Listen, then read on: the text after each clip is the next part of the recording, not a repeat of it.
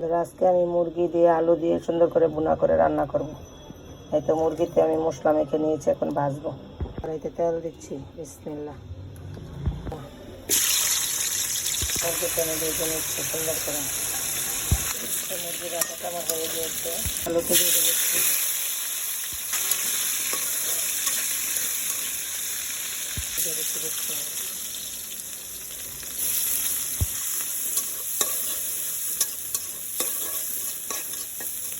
ভাজা হয়ে গেছে, একটু পানি দিলাম, বিসমিল্লাহ।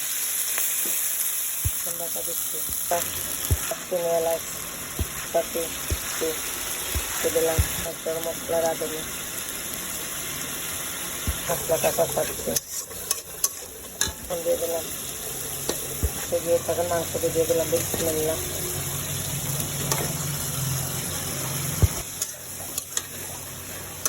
নাড়া দিয়ে দিলাম, দিয়ে দিচ্ছি, বিসমিল্লাহ।